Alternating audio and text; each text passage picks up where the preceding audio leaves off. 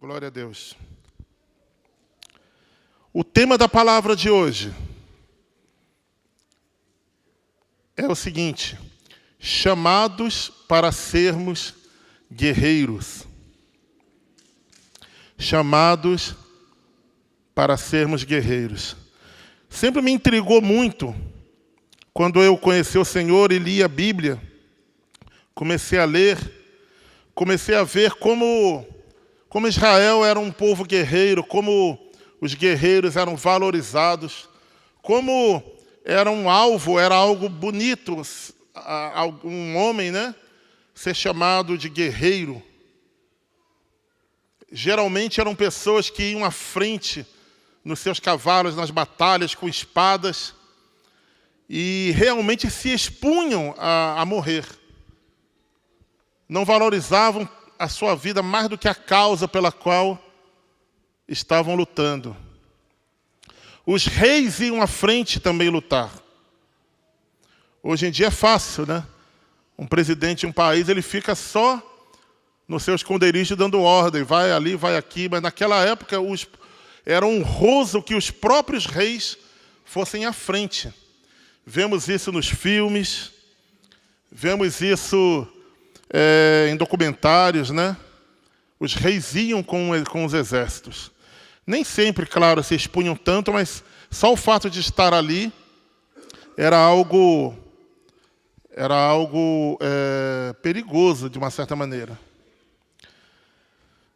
E eu comecei a ver que a Bíblia, no Novo Testamento, parecia não falar tanto assim de guerra. A igreja, sim, falava muito de guerra quando eu me converti. Lá em 1987, 86, final de 86, outubro de 86. A igreja falava muito de guerra, mas na Bíblia, a gente lendo assim por alto, sem prestar atenção, não parece que existe realmente uma guerra. Será que existe guerra no Novo Testamento? Claro que seria a guerra espiritual, Mas será que existe? Será que existe essa necessidade de estarmos em guerra? Abra a tua Bíblia em 2 Coríntios, capítulo 10.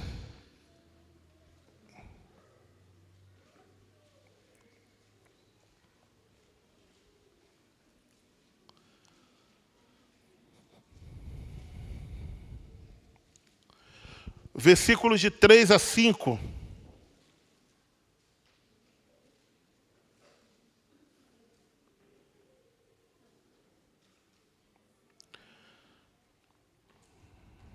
Diz assim na Almeida Revista e Atualizada. Desculpa, pessoal, 2 Coríntios, tá? 2 Coríntios 10, versículo de 3 a 5. Na versão Almeida Revista e Atualizada diz assim: porque embora andando na carne, não militamos segundo a carne, porque as armas da nossa milícia não são carnais, e sim poderosas em Deus para destruir fortalezas, anulando nós sofismas e toda altivez que se levante contra o conhecimento de Deus, e levando cativo todo o pensamento à obediência de Cristo, e estando prontos para punir toda desobediência, uma vez completa a vossa submissão. Interessante. Numa outra versão diz assim: pois embora vivamos como homens, não lutamos segundo os padrões humanos. As armas com as quais lutamos não são humanas, ao contrário, são poderosas em Deus para destruir fortalezas. Destruímos argumentos e toda pretensão que se levanta contra o conhecimento de Deus e levamos cativo todo o pensamento para torná-lo obediente a Cristo. Interessante que quando a gente lê numa certa versão, não fica muito claro milícia, palavras que a gente não usa com um sentido bom hoje em dia, né? Fala de umas palavras rebuscadas, e fala de sofismas, e palavras rebuscadas, mas quando lemos com mais atenção, percebemos que sim, fala de uma luta não humana, uma luta que não está sujeita, não tem paralelo quando olhamos ao nosso redor. As armas não são as mesmas, o inimigo não é o mesmo, mas sim, o Novo Testamento ele fala de uma luta. Apenas eu percebo uma diferença muito clara. Não se dá ênfase, não se põe o foco no inimigo. Se põe o foco nas vidas que serão salvas, nas fortalezas que retêm essas vidas, nos argumentos e nos sofismas. Sofisma quer dizer argumento falso, que você pode falar bonito, escrever um livro bonito, mas no final ser uma mentira. Uma mentira defendida com veemência, com palavras bonitas, com argumentos, e que um descuidado pode ler e se convencer de que é verdade. Parece que no Novo Testamento essas batalhas deixam o inimigo de lado como desprezando-o, ainda que ele seja identificado, as suas armas são identificadas, suas estratégias são identificadas, mas o alvo não tem a ênfase no inimigo. Eu vou te dar um exemplo. Quantos já ouviram falar pelos filmes e documentários da famosa Batalha de Armagedon? Levanta a mão assim, a Batalha de Armagedon, final dos tempos. E se eu fosse um escritor humano e fosse escrever a Bíblia para contar essa batalha, eu gastaria talvez 3 capítulos ou mais, só falando da batalha, como vai ser, por onde o Senhor Jesus vai vir, por onde Satanás vai vir, por onde os exércitos vão vir, por onde vão tentar atacar aquele ou aquele povo, como vai ser no vale, eles vão descer pelas montanhas, então, na hora que tudo parecer perdido, igual um filme, né? As coisas sempre é assim, né? O filme nunca é tranquilo de você assistir. Sempre parece que o inimigo vai vencer. Na última cena parece que o inimigo vai vencer. Ainda bem que ele sempre para explicar o que ele vai fazer, aí dá tempo do herói reverter a situação. Mas interessante, quando em Apocalipse fala do modo que o Senhor destruiu a Satanás, é uma frase que com o sopro de sua boca, a palavra, não o Apocalipse em si, mas diz que com o sopro da sua boca o destruirá. Acabou. É uma frase curta. Não vai ter nem batalha, na verdade, não há como enfrentar o Senhor. E mais, ele já está derrotado. Esse é um outro dos motivos pelo qual, quando os humanos vão para a guerra humana, o inimigo ainda não foi vencido. A batalha é um risco, é necessária, é um risco. Mas na nossa luta, não. Na nossa luta, a batalha já está decidida. Estamos apenas ali, tirar um teimoso do lugar dele, das coisas que ele ainda retém, achando que tem direitos de reter. Por isso fala de fortalezas. A nossa luta hoje, querida, é para destruir fortalezas. Fortalezas que estão nas nossas famílias, para destruir argumentos, sofismas falsos que têm prendido vidas, que têm evitado que vidas recebam o Senhor. Abra em Efésios 6.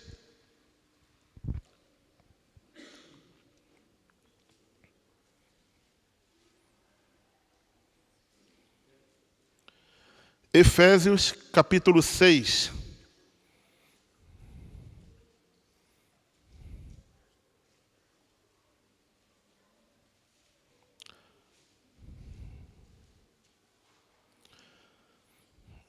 A impressão que dá na guerra do Novo Testamento é que nós vamos avançando. Vamos avançando como um tanque de guerra. E toda resistência no caminho ela deve ser destruída. Mas o foco parece não estar tanto, não é colocado principalmente no inimigo, é colocado mais no objetivo. Salvar vidas, exaltar o nome do Senhor, glorificar o nome do Senhor nesta terra, enquanto aqui estamos. Não muda muita coisa, na verdade é só um detalhe. Mas vamos lá. Versículo Efésios 6:10 diz assim: quanto ao mais, sede fortalecidos no Senhor. Vamos ler até o 19. E na força do seu poder, revestivos de toda a armadura de Deus, para poderdes ficar firmes contra as ciladas do diabo. Porque a nossa luta não é contra o sangue e a carne, e sim contra os principados e potestades, contra os dominadores deste mundo tenebroso, contra as forças espirituais do mal nas regiões celestes. Portanto, tomai toda a armadura de Deus, para que possais resistir no dia mau, e depois de terdes vencido tudo, permanecer inabaláveis. Estai, pois, firmes, cingindo-vos com a verdade e vestindo-vos da couraça da justiça. Calçai os pés com a preparação do evangelho da paz, embraçando sempre o escudo da fé, com o qual podereis apagar todos os dardos inflamados do maligno. Tomai também o capacete da salvação e a espada do Espírito, que é a palavra de Deus. Com toda oração e súplica, orando em todo o tempo no Espírito, e para isto, vigiando com toda perseverança e súplica por todos os santos, e também por mim, para que me seja dada no abrir da minha boca a palavra, para com intrepidez fazer conhecido o mistério do Evangelho. Esse trecho que lemos sozinho daria um seminário, não é nem uma pregação. Muitos aqui, e eu não vou nem repetir isso, já ouviram, já leram, já ouviram pregações, estudos sobre o significado de cada parte dessa armadura que o Senhor nos dá. Eu queria apenas, nesta noite, talvez dar uma repassada rápida, mas lembrar que a armadura, ela também nos mostra em que parte o nosso inimigo. Primeiramente, esse trecho identifica uma coisa interessante, que o nosso inimigo não é o nosso chefe, não é o nosso vizinho,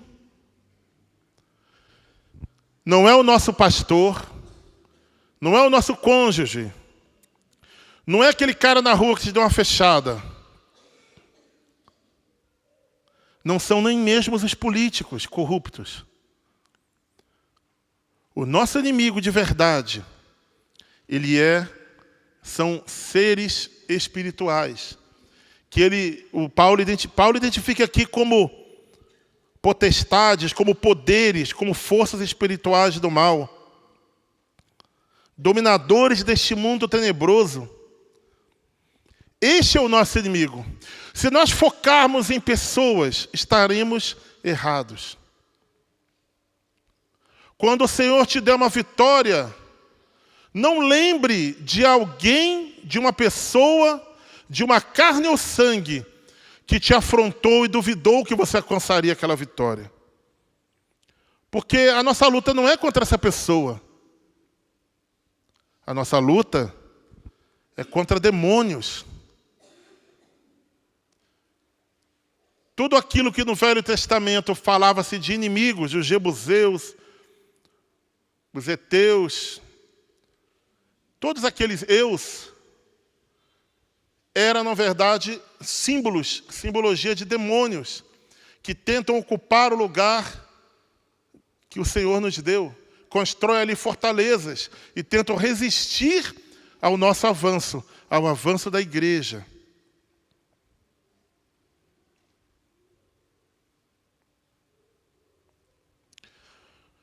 O problema é que quando não percebemos que somos guerreiros, que estamos numa guerra, nós vamos estar como um louco que começa a caminhar de camiseta regata no meio de um tiroteio num campo de batalha.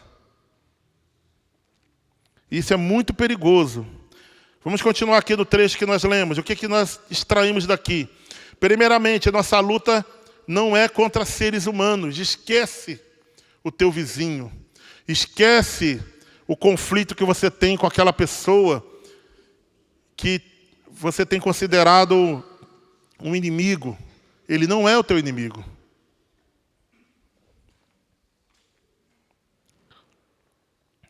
Outra coisa que extraímos daqui é que o Senhor, Ele nos dá uma armadura. E a armadura, Paulo, eu imagino Paulo preso,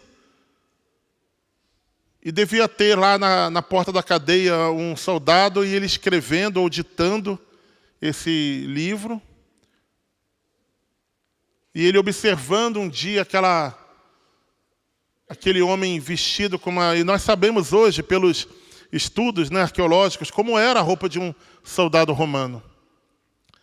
E Deus usou aquilo ali para mostrar para ele como nós devemos proceder. E aqui tem umas coisas interessantes.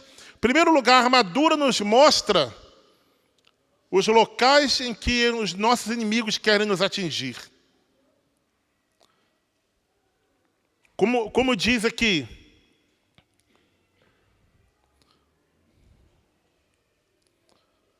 primeiramente, ele fala de cingindo com a verdade.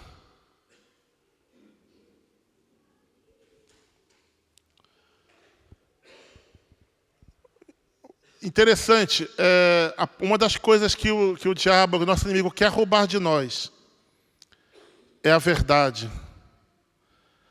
Hoje vivemos numa época em que a verdade é relativa. Não é bem assim. Tem um contexto ali que explica e se dá um nó na palavra para tentar justificar aquilo que a nossa carne quer fazer. Paulo advertiu em uma de suas cartas, se não me engano, aos Tessalonicenses, que nos últimos dias haveria pessoas que buscariam os próprios mestres, para quando batesse a ideia que eles defendem, eles iam ficar ali. Bom, agora eu estou aqui porque isso que eu estou ouvindo me agrada. E iam se afastar da verdade da palavra.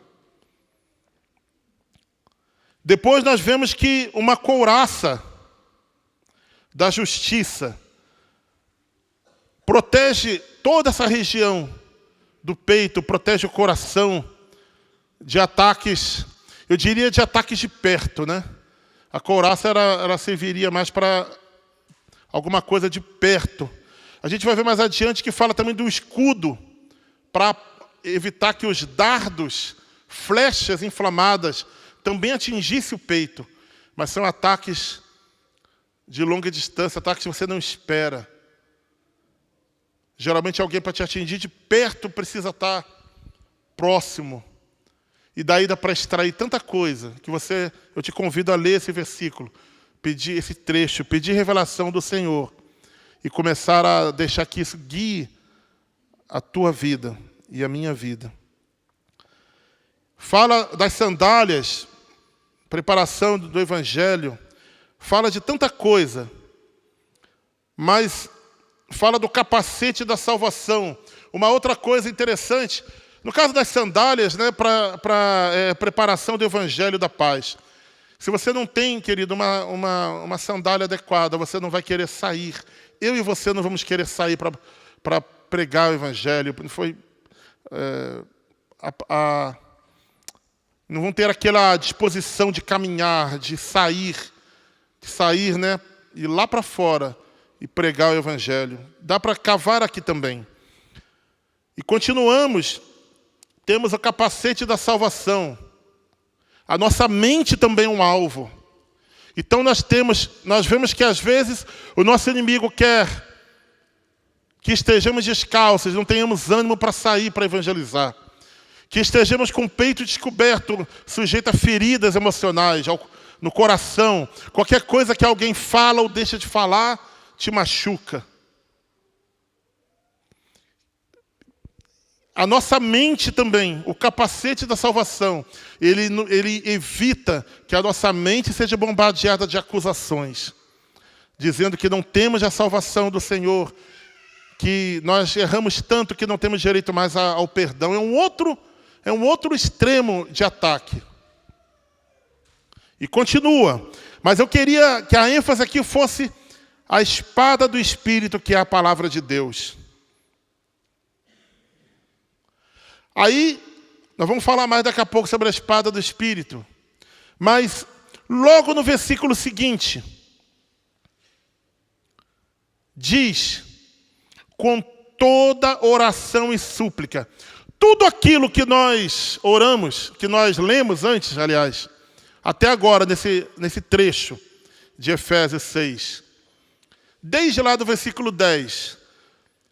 Quando chega aqui, no final, ele fala, tudo aquilo com toda oração e súplica.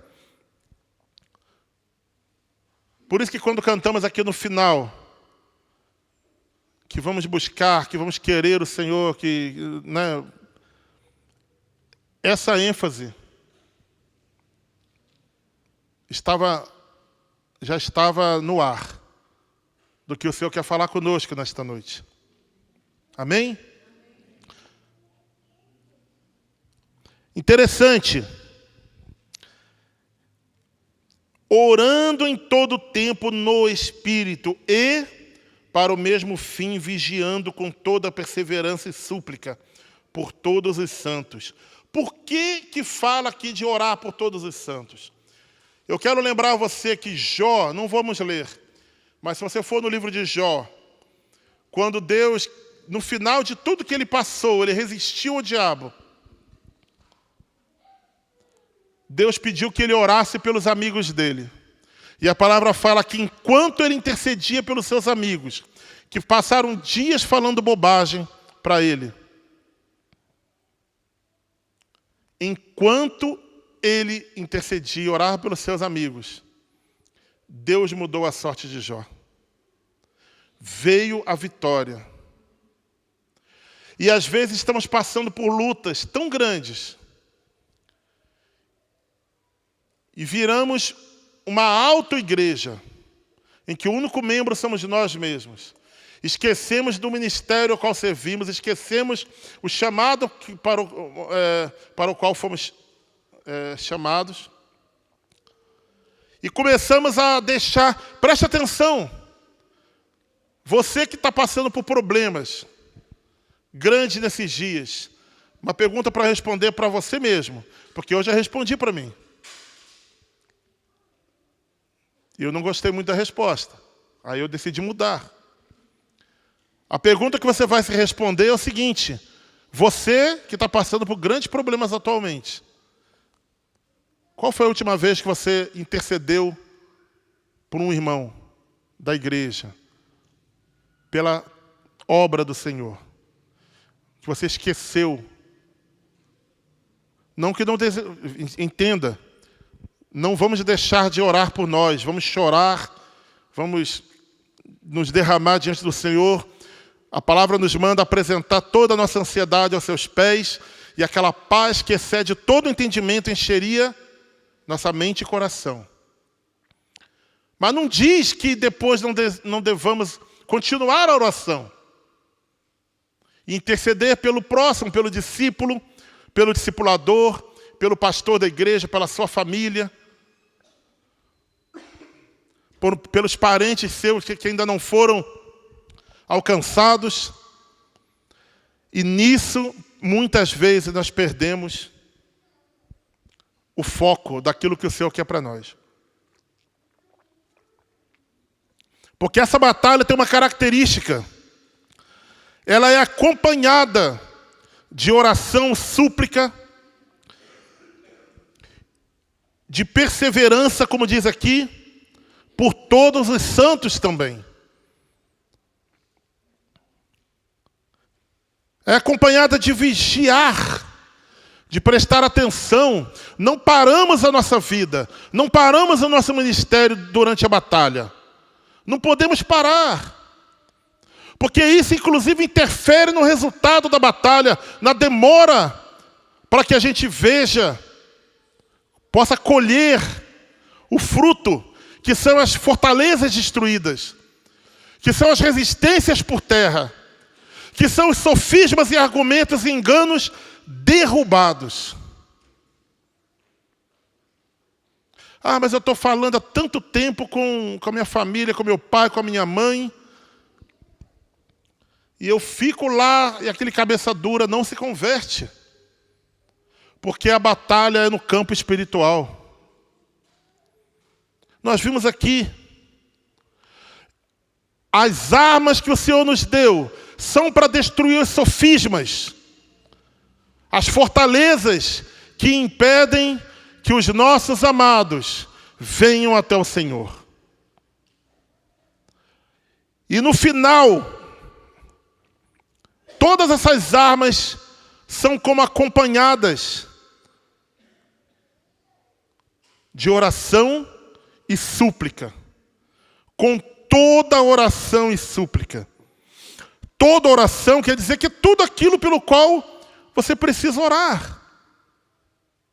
Nós precisamos orar. Quantos estão entendendo? Diga amém. Eu vou ler aqui uma série, você não precisa abrir, tá? Quiser anotar, anote. Uma série de versículos que falam de combate. 1 Timóteo 6,12 fala, Paulo fala para Timóteo, combata o bom combate da fé, tome posse da vida eterna, para o qual você foi chamado e fez a boa confissão na presença de muitas testemunhas. Está numa linguagem mais coloquial hoje, né? 2 Timóteo 2, 3 e 4. Suporte comigo os meus sofrimentos como bom soldado de Cristo Jesus.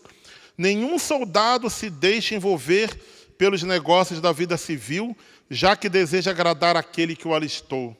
Aí eu tenho uma notícia para você. Independente de você querer estar numa guerra ou não, você já está. Fala para o teu irmão, você já está numa guerra.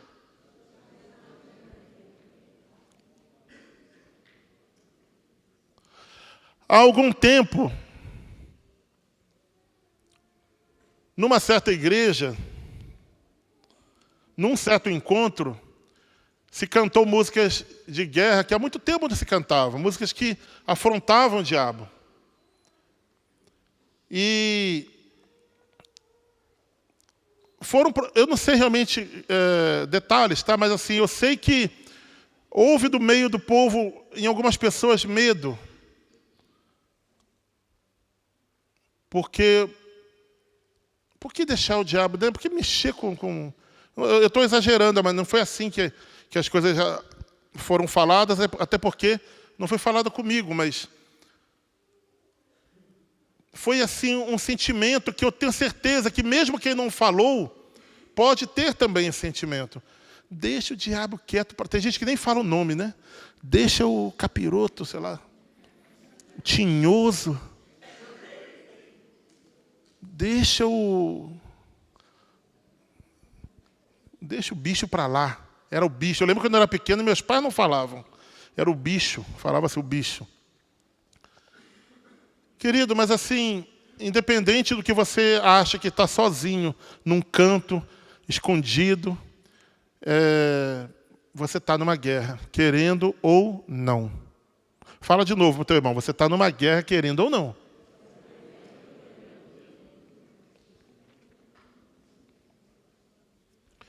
Nenhum soldado se deixa envolver pelos negócios da vida civil. O que ele quer dizer aqui? Que nós temos que lembrar todo o tempo que somos soldados. Não é que não vamos viver uma vida de trabalho, de estudo, não é nada disso. Mas nós somos soldados.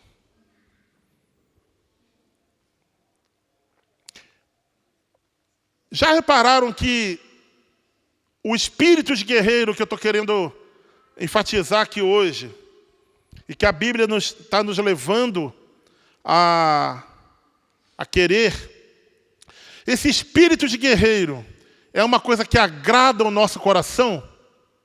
Vou te mostrar.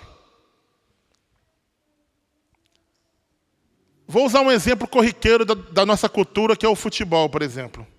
Você não reclama quando o seu time perde, batalhando, suando, correndo. Acaba o jogo, seu time perdeu, muitas vezes até o estádio bate palmas. Não é verdade? Não é verdade? Mas quando o time perde apático, perde de 7-1, perde de... caminhando em campo, aquilo irrita. O que irrita o torcedor não é a derrota somente. Talvez nem tanto a derrota. Porque eu vivi, por exemplo, falando ainda de futebol, teve seleções que perderam no passado que dava gosto de ver e são lembradas até hoje. Mas o ser humano tem isso dentro dele, gravado por Deus. Nós admiramos os guerreiros. E as guerreiras, obviamente. Nós admiramos, gostamos de filme que tem um herói que pega a espada e vai. Isso está dentro de nós, colocado por Deus. Porque Deus quer que nós sejamos guerreiros. Amém? E nós vamos ver daqui a pouco algumas características do guerreiro em Deus. Paulo falou também lá em 2 Timóteo 4:7, capítulo 4, versículo 7 e 8, o famoso versículo. Combati o bom combate. Aqui nessa versão está terminei a corrida, que é a palavra real, terminei a carreira, né? Uma corrida. Guardei a fé. Agora me está reservada a coroa da justiça, que o Senhor justo juiz me dará naquele dia, e não somente a mim, mas também a pessoa que está do seu lado. Pode olhar para ele e falar, também para você. Também a todos os que amam a sua vinda. Você ama a vinda do Senhor? Amém? Glória a Deus.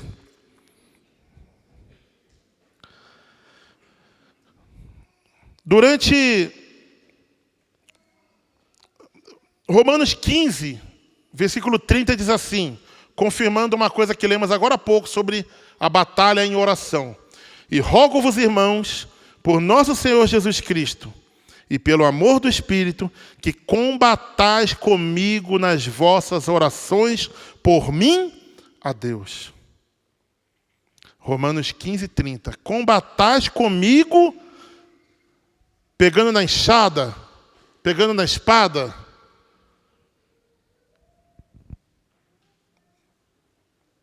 Não. Combatais comigo nas vossas orações. Combatais comigo nas vossas orações. A oração, no final desta palavra, é aquilo que nós temos, querido, que resgatar nas nossas vidas, porque é uma das coisas que o diabo mais resiste ao povo de Deus.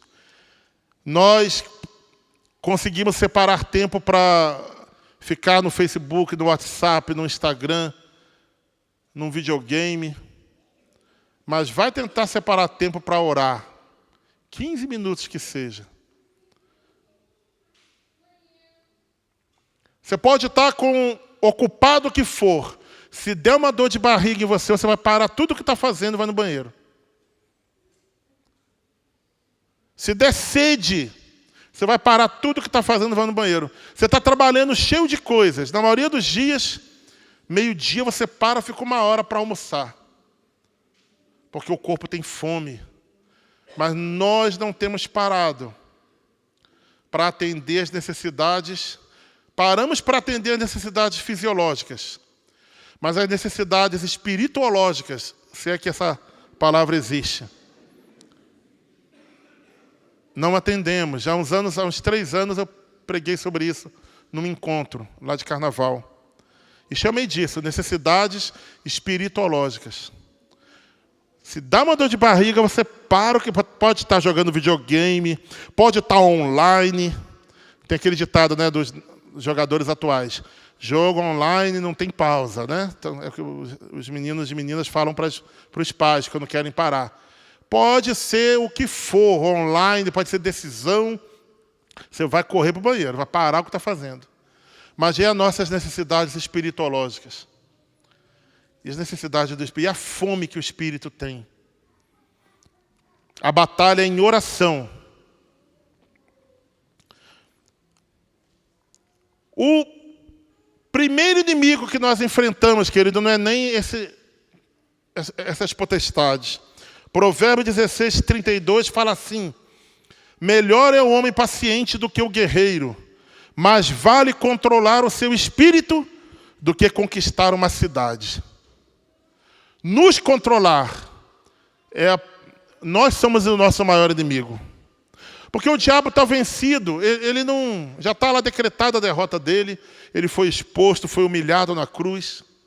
Pode espernear, pode tentar fazer o que for, ele já está derrotado. Mas nós mesmos, se a gente não quiser Deus,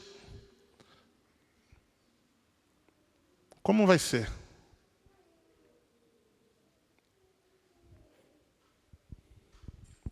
Gálatas 5,17, nesse tema fala, porque a carne cobiça, uma outra versão fala, milita contra o espírito, e o espírito contra a carne, e estes opõem-se um ao outro para que não façais o que quereis.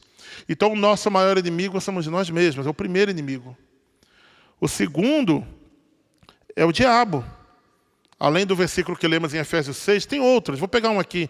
1 Pedro 5, 8 e 9 diz: sede sóbrios, vigiai, porque o diabo, vosso adversário. Olha só, você está quietinho no canto, não fez mal para ninguém e tem um adversário querendo te matar, te roubar e te destruir. Como o Senhor nos alertou. Fala a pessoa do seu lado, você tem um adversário, querendo ou não. Não adianta fingir de morto. Não adianta fazer cara de paisagem, né, na igreja. Você tem um adversário. Já viu a cara de paisagem quando você quer passar despercebido? Faz uma cara de paisagem para o teu irmão do lado. Faz aí para ver como é que é. Estou vendo algumas caras engraçadas. Mas...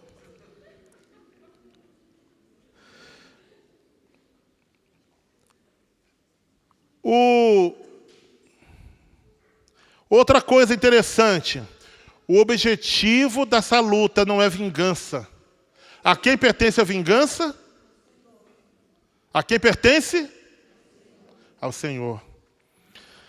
Interessante que quando Jesus, lá em Lucas 4, versículo 18, ele voltou do deserto, depois de ser tentado e ser batizado por João Batista, ele entrou numa sinagoga, pegou o rolo do livro de Isaías e leu o que está lá em Isaías 61, versículo 1 e 2.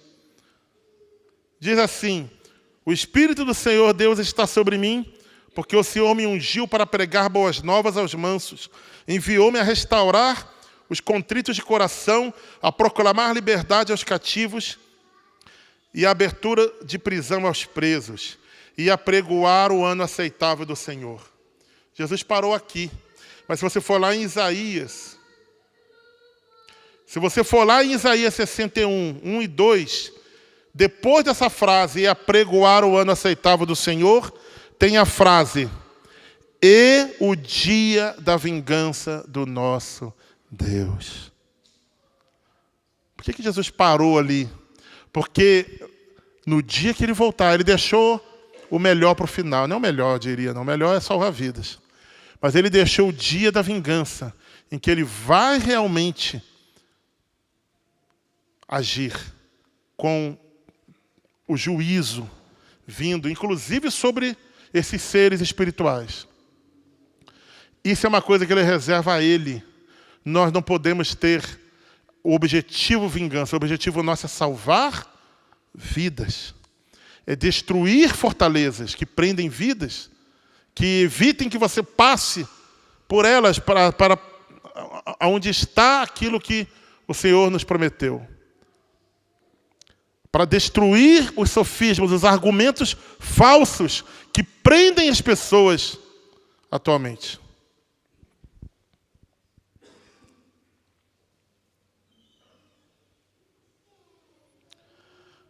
Eu vou ler aqui algumas características do guerreiro rapidamente. Primeira característica de um guerreiro. Querido, o guerreiro, ele é corajoso. Amém?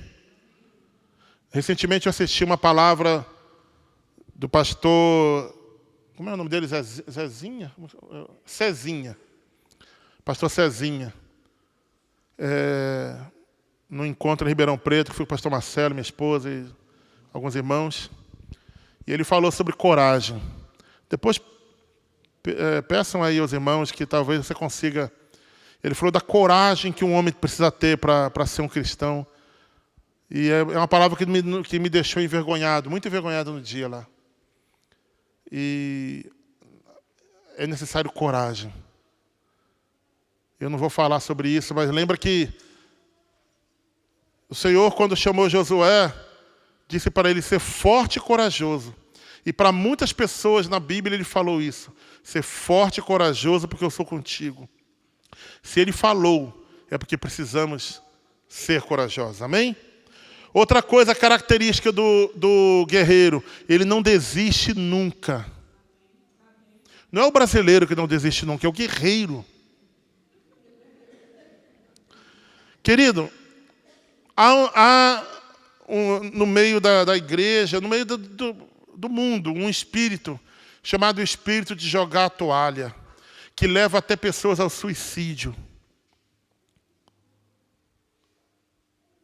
Isso é muito sério, muito sério. Nada. Em primeiro lugar, o suicida, ele em princípio, né? Não sou eu para julgar, mas a palavra dá a entender claramente que aquele que atenta contra a própria vida perde a salvação. Nem eu nem você queremos perder a salvação. Não vou nem perguntar. E desistir de tudo, no fundo, é um ato de covardia também. A vitória já é tua, já é nossa. Não existe nenhum ponto da tua vida que não dê para consertar a situação atual, do modo que ela está. Dá para consertar. Não importa em que ponto esteja.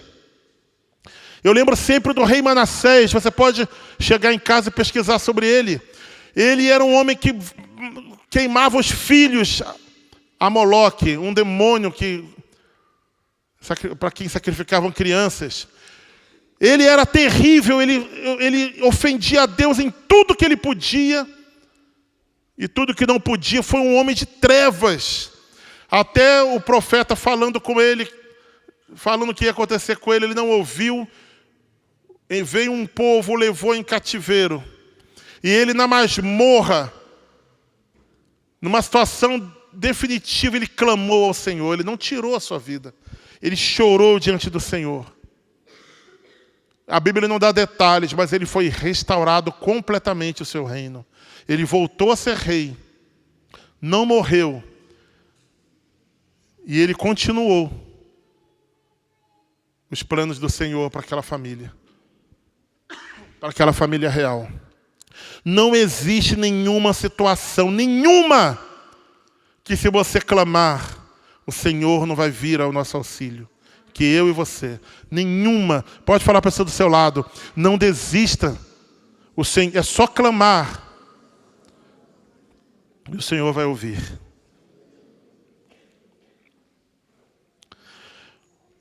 Um versículo que a gente sempre ouve como caindo em pecado. Quantos já ouviram o versículo? 7 vezes cairá o justo e se levantará. Né? Todo mundo aqui ouviu esse versículo. Eu sempre achei que ele estava falando de pecado. Caiu, pecou. Talvez também esteja. Mas a ênfase não é essa no versículo. É batalha. Dá uma olhada no versículo Provérbios 24. A gente só leu o versículo 16, que diz: porque 7 vezes cairá o justo e se levantará, mas os ímpios tropeçarão no mal. Só que no versículo 15 começa assim, é um alerta aos ímpios, diz: não armeis ciladas contra a habitação do justo, ó ímpio. Ímpio, querido, é aquele que não crê em Deus, tá? Aqui na Bíblia é o inimigo, é aquele que não crê em Deus. Não armes ciladas contra a habitação do justo, ó ímpio, nem assoles o seu lugar de repouso. Sabe por quê? Porque esse justo, querido, ele vai apanhar, vai cair, mas ele vai se levantar. Ele vai apanhar, vai cair, mas ele vai se levantar. Ele vai apanhar, vai cair, mas ele vai se levantar. Ele vai apanhar, vai cair, mas ele vai se levantar. Quantas vezes forem necessárias, porque o número 7 não é um número finito em si, ele quer dizer quantas vezes forem necessárias. Assim como o Senhor usou lá 70 vezes 7, devemos perdoar. Esse versículo também diz para não desistirmos nunca, porque o justo, o guerreiro, ele está falando de batalha, está falando de uma luta.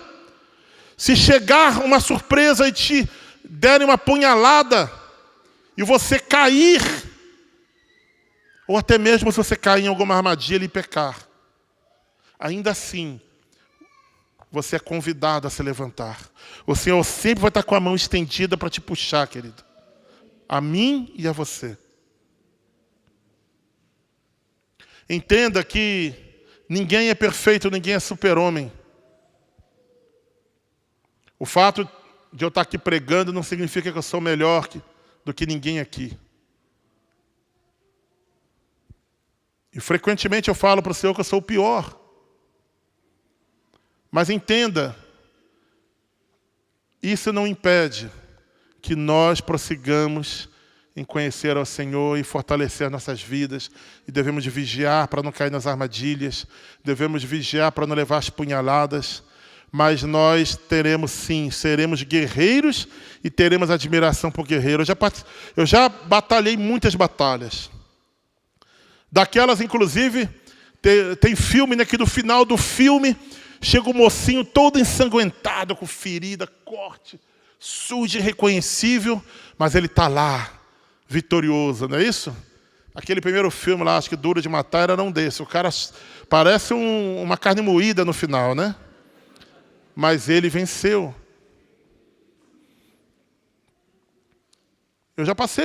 Você também já passou por uma situação assim. Talvez nem tenha se dado conta de que o Senhor olhou para você e falou: é isso aí, meu guerreiro. E é gostoso quando a gente vence uma batalha específica e a gente sente que Deus se agradou de nós, porque nós não caímos naquela ou na outra armadilha.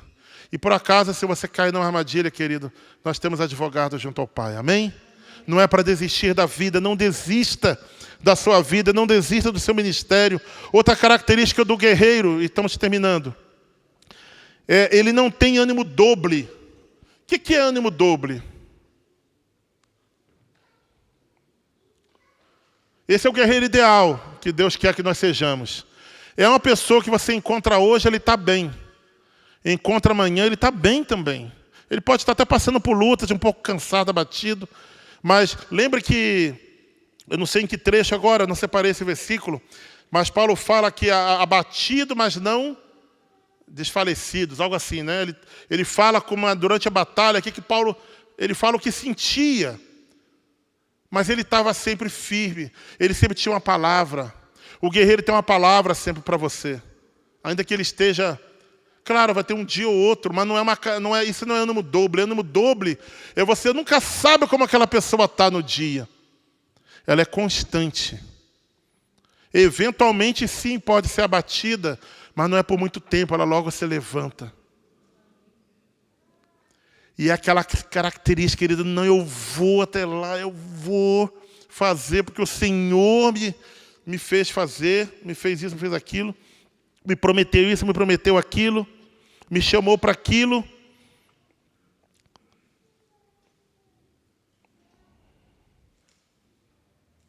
Tiago fala muito sobre isso, capítulo 4, versículo 8, não precisa abrir também não.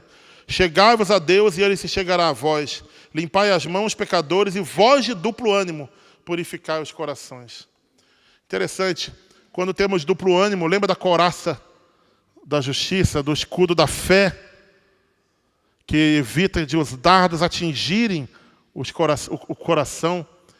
É como se a gente baixasse esse escudo.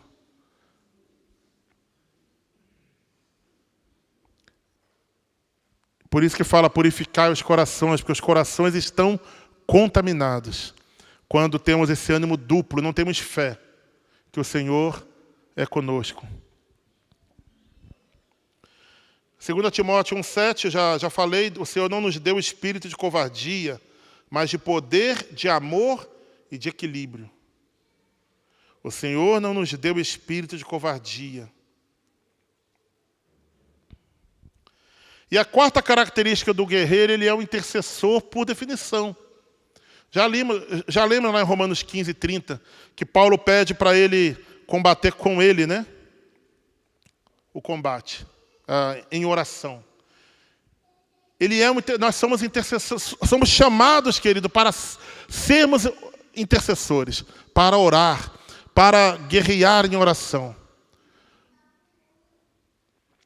Por que é guerrear em oração? Porque a oração ela é contrária à nossa natureza. Ficarmos ali quietos durante um tempo num ambiente, num mundo. Hoje em dia existe um fenômeno chamado microtédio. Cuidado com isso, jovenzinhos, adolescentes e jovens. E mesmo nós mais velhos. Chama microtédio. Sabe o que é microtédio? Eu lembro, quando eu era adolescente, tinha meus 12 anos, aquela tarde ensolarada lá no Rio de Janeiro, no estado do Rio, sol quente. Eu acabei de almoçar lá para 2 da tarde, eu estudava de manhã, ou era um fim de semana, eu não me lembro. Sentado na calçada, na rua, assim, aquele marasmo. Aquilo era um tédio. Que daqui a pouco chegava um, chegava outro, pegava a bola, botava 2 pedras na rua e jogava bola. Beleza, acabava o tédio. O tédio era uma coisa que se construía ao longo de horas. Porque até eu perceber que eu estava entediado, eu tinha sentado ali, esperado alguém aparecer para jogar bola. Ou, daqui a pouco eu estava pensando não sei no que, passava um ou outro, acenava, eu ficava sentado na rua. Aí, daqui a pouco, depois de talvez 2 horas, eu me sentia entediado. No microtédio, não. Eu estou numa fila de banco, por 5 minutos, eu estou entediado. Aí eu tenho que pegar o celular e ver a notícia, ver se o mundo está em pé ainda, ver o que aconteceu. Porque agora as notícias, é assim, o cara tropeça num comício, já sai na notícia. Antes não, antigamente, outro dia eu vi um relato de uma pessoa de mais de 80 anos, falando que ele lembra o dia que o pai dele, que era um agricultor, saiu, ele chorou na hora que ele contou, quando acabou a Segunda Guerra. Ele estava no rádio, só ele tinha rádio na região. Quando ele ouviu que acabou a guerra, ele saiu correndo. O pai dele, um homem sisudo, saiu chorando, pegou o cavalo, saiu correndo pelas porteiras e gritando que a guerra tinha acabado, lá num país distante. Devia ter acabado há alguns dias, talvez, né? Porque as coisas não eram instantâneas como hoje. Hoje nós temos um microtédio, que é um fenômeno que tenta também, muitas vezes, nos tirar da oração. Porque a oração, querido, é um momento que você para tudo. Vai diante de Deus, começa a colocar, começa a guerrear, começa a pedir, começa a falar, começa a colocar a situação, começa a lembrar do fulano. Eu lembro do fulano, Senhor, oro por ele. Eu lembro Quantas vezes se pede oração aqui em cima? Quantas vezes no grupo do WhatsApp chega assim, ore pelo meu parente que está assim, e você fala, amém, estamos orando, põe aquela mãozinha, né? E você não ora nada. Eu prometi a mim mesmo que toda vez que me pedirem para orar, eu ia orar naquele momento que eu falei, porque senão eu não oro depois. E você também não ora. Não adianta sorrir, não. A gente não ora. Você acha que depois você vai à noite lembrar daquela mensagem que chegou meio-dia? Não, querido. Nós temos que ter disciplina de oração. E eu tenho colocado isso, eu e minha família, minha esposa, temos colocado isso bem recentemente. Temos querido subir a um nível maior. Então, é uma batalha também que estamos batalhando, porque o diabo faz de tudo para nos tirar isso, amém? Eu queria pedir que você ficasse de pé.